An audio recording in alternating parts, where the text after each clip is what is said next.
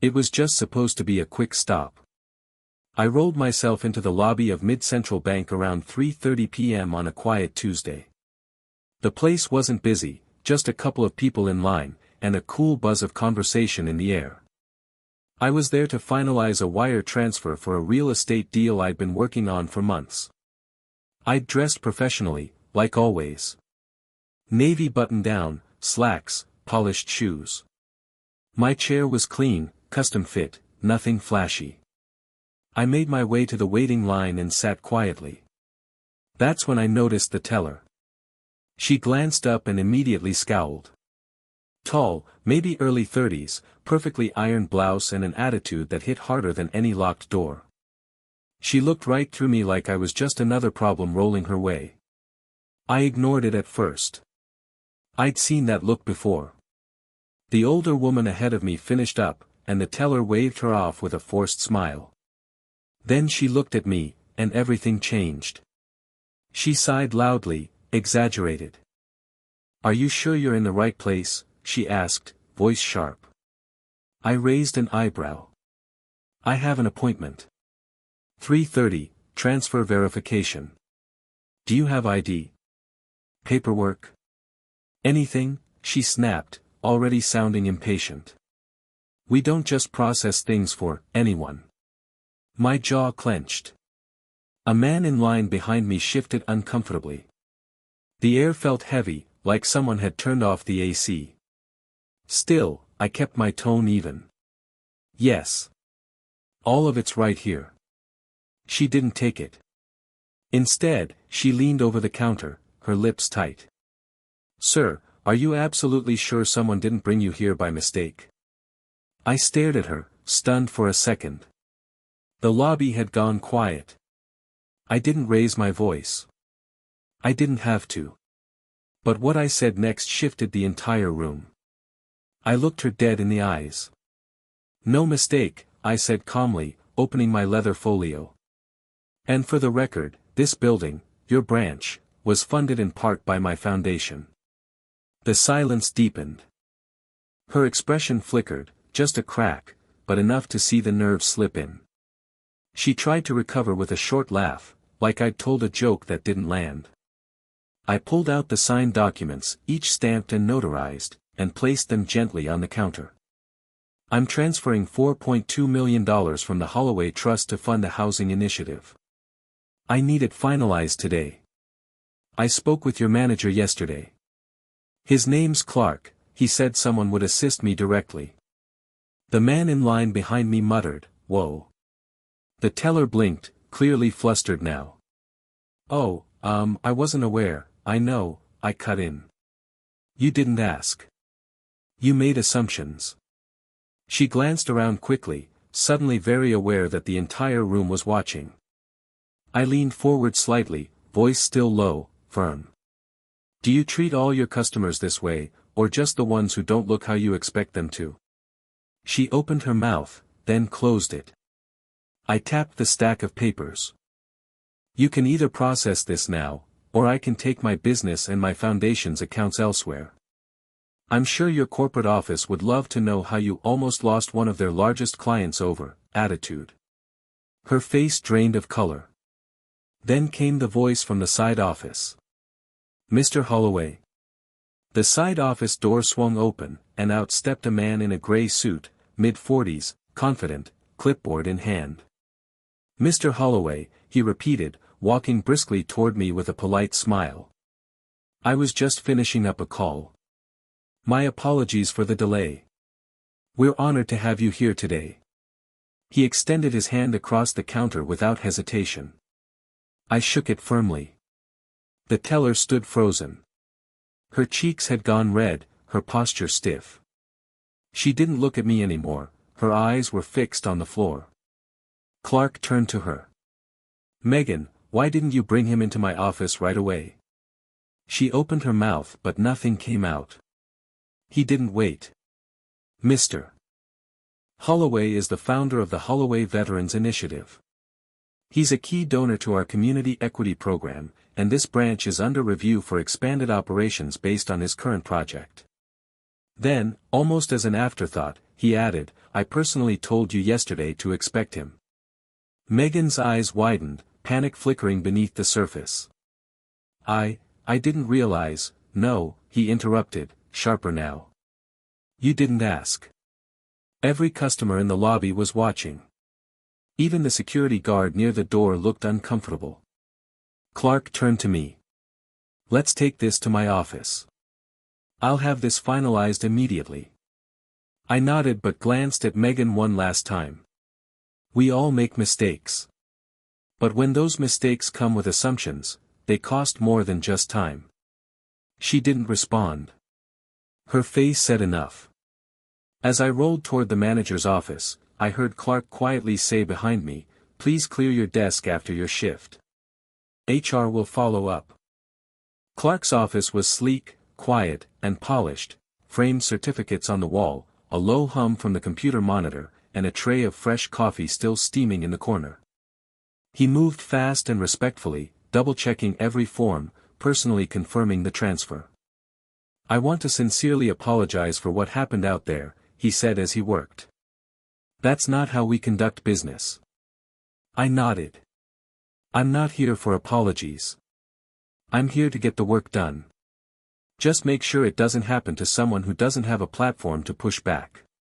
He paused for a second, nodded solemnly, and continued. 10 minutes later, everything was finalized. He stood, offered his hand again, and walked me to the front.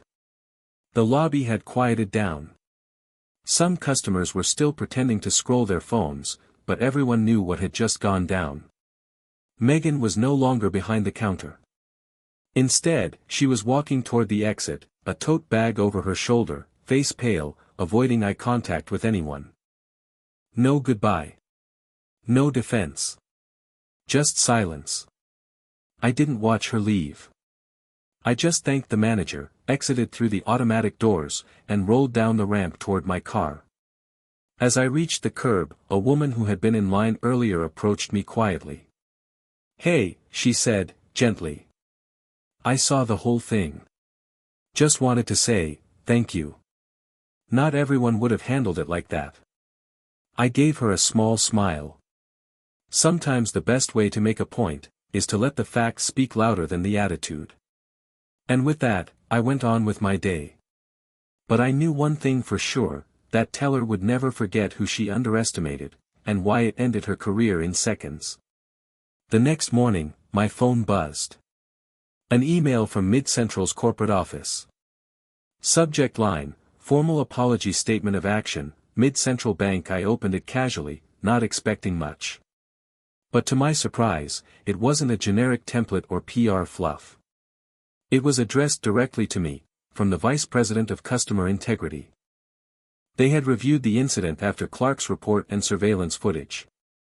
They confirmed that Megan's behavior had violated their professional standards. She had been officially terminated, not just reassigned. The email stated that mandatory inclusion training would now be implemented across all regional branches, starting immediately. They also asked if I'd be willing to consult, paid, of course, on improving their customer experience policies, particularly regarding people with disabilities. I sat back for a moment, thinking. This wasn't just about a rude bank teller. It was about how fast someone's assumptions could backfire when they forget to look past the surface. My response was short. "Happy to help. Let's make sure no one else gets dismissed the way I was, before a single word is spoken." Sometimes, you don't need a lawsuit. Sometimes, you don't need to yell. Sometimes, just showing who you really are, is enough to end the noise. A week passed. I didn't think much more about the incident, until I got a call from a local news station. "Mr. Holloway, we heard about what happened at Mid-Central Bank. A few witnesses have spoken out anonymously. We're doing a piece on public treatment of clients with disabilities, and we'd like your perspective." I hesitated. I wasn't one for media attention. I preferred action over headlines. But then I thought about the silent stares in that lobby, the customers who said nothing but saw everything. "All right," I said. "I'll speak, but only if it's about the bigger issue." This wasn't about me. It's about the quiet ways people are overlooked every single day. The story aired the next evening. My part was brief. No drama. Just truth. But it caught fire online. Clips circulated on social media. Hundreds of comments poured in, people sharing stories, frustrations, praise. A few even recognized Meghan and admitted they'd had similar experiences with her before. Mid-Central's stock took a dip, not massive, but enough for their executive team to notice. I received another call. This time from the CEO. He didn't dance around it. "Mr. Holloway," he said, "I'd like to formally invite you to join our National Advisory Board for Accessibility and Fair Practices. We've failed to notice what you made obvious. We want your voice in the room." I accepted. Not for revenge. Not for ego. But because sometimes the loudest response is what comes after the silence. By the end of the month, I found myself seated at a long polished table inside Mid-Central's national headquarters, on the 26th floor, overlooking the city.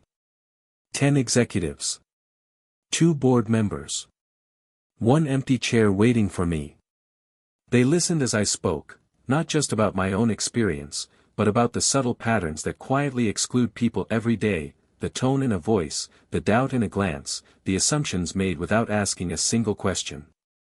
I didn't rant. I didn't accuse. I laid out a framework, practical, not symbolic, for real change. Training. Accountability. An internal hotline. Anonymous performance reviews from customers. Quarterly audits with real consequences. They agreed unanimously. And they didn't just implement it at Mid-Central. They published it. Other financial institutions took notice. One of the biggest credit unions in the country reached out. Then a regional hospital network. Then a city council. All because one woman underestimated a man in a wheelchair. One decision to speak with facts instead of fury had created something far louder than an argument. It sparked reform. As I left that final meeting, I passed by a framed photo in the hallway, portraits of the bank's visionary advisors. Mine had just been added. Beneath it was a plaque that read, "Respected not for what he said, but for what he changed." I rolled past it with a quiet smile. Because in the end, the best kind of victory doesn't need a spotlight. It just needs to last. Months later, I was invited to speak at a business leadership summit. The theme, redefining power. I told them the story, not to shame or to gloat, but to remind everyone in that room what real influence looks like. It's not loud. It's not flashy. It's not always in a suit or behind a podium. It's in how you respond when someone tries to minimize you. And how you use that moment, not to destroy, but to build. After the talk, a young bank intern approached me, nervous but wide-eyed. "I just wanted to say. I saw that interview you did. I was about to quit my job. I didn't think people like me had a voice in places like that. But I stayed, and now I'm running our first accessibility review team." That hit deeper than applause ever could. Because change doesn't always show up in headlines. Sometimes, it shows up as the next person, ready to stand a little taller because you stood first. And as for Meghan, I never heard from her again. But I hope she learned what I did a long time ago. Respect is not given by default. But when earned, especially in silence, it echoes longer than any shout. About 6 months after that summit, I stopped by the original Mid-Central branch again. Not for business. Just curiosity. The same lobby. The same layout. But everything felt different. The energy was lighter. Staff smiled more, genuinely. The security guard gave me a respectful nod. A young teller at the counter glanced up and immediately stood, coming around to greet me. "Mr. Holloway?" she asked, almost in disbelief. "We studied your case during training. You're the reason we have this new program." She pointed toward a discreet plaque on the wall near the entrance. It read, Customer Commitment Program, inspired by real people, guided by real change. Beneath it was a quote. Mine. The moment you underestimate someone might be the moment that defines your career. I just nodded. Looks good. She smiled. Would you like to speak to the new branch manager? I'm sure she'd love to meet you. I shook my head. Not today. I've seen all I needed to see. As I wheeled myself back out into the sunshine, I realized something simple, something powerful, that teller had tried to dismiss me with a sentence. But I answered with a legacy. And in the end, she's the one who became a footnote. I became a blueprint. A year to the day after that first encounter, I was invited to a high school not far from the bank branch. They were holding a youth leadership panel, and the principal, who had quietly followed the story, asked if I'd be the closing speaker. At first, I hesitated. Teenagers are a tough crowd. But then I remembered how one moment can shape someone for life. So I agreed. The gym was packed. Rows of students. Teachers along the walls. Some had no idea who I was. Others whispered, having seen the clip that had gone viral months before. I told them the story the way I remembered it, not polished, not dramatized. Just how it felt to be treated as less, and how I turned it into more. But then I said something I hadn't said anywhere else. You'll all be underestimated at some point. Maybe because of how you look. How you speak. What you roll in on. Or where you come from.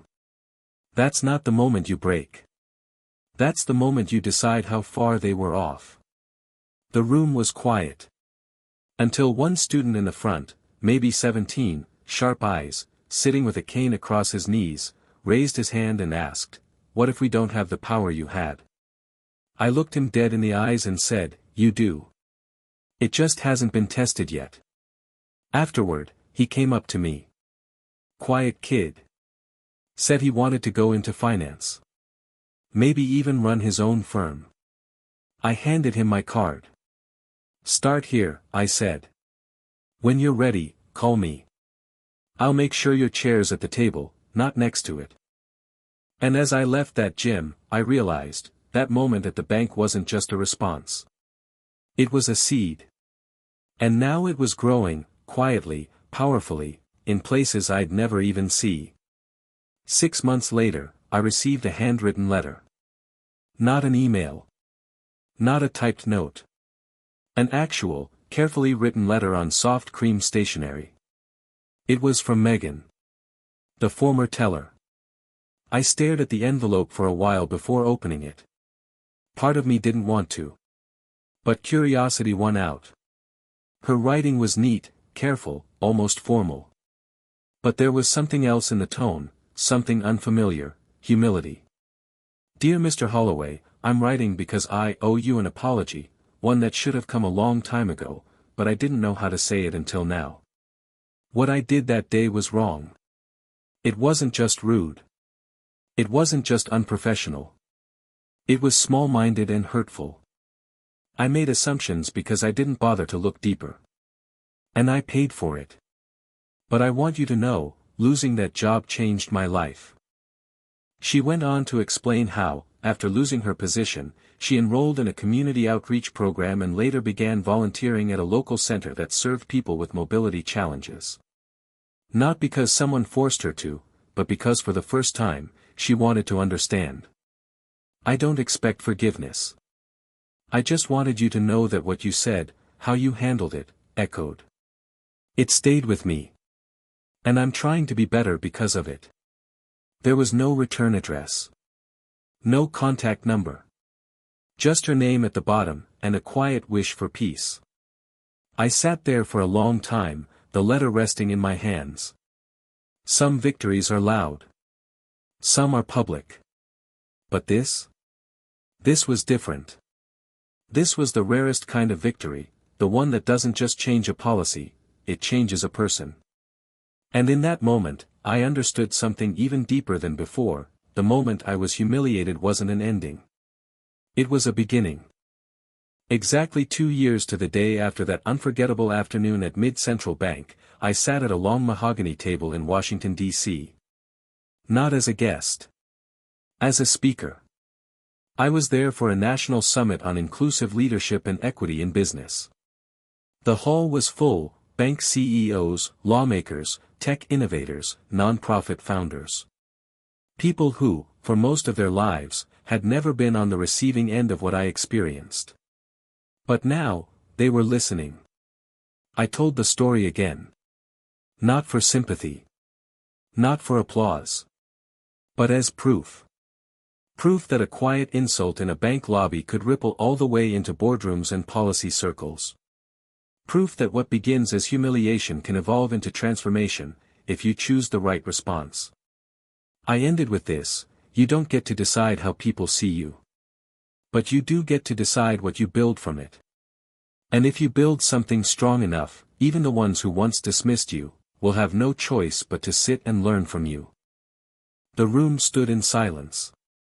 Then applause. But I didn't stay long afterward. Because I didn't need the spotlight anymore. I had my own seat at the table. One that no one could take away. Not because I demanded it. But because I proved I belonged there, without ever raising my voice. And somewhere, in a drawer back home, was a letter. A quiet reminder that the most powerful responses don't always echo in headlines. Sometimes, they echo in hearts.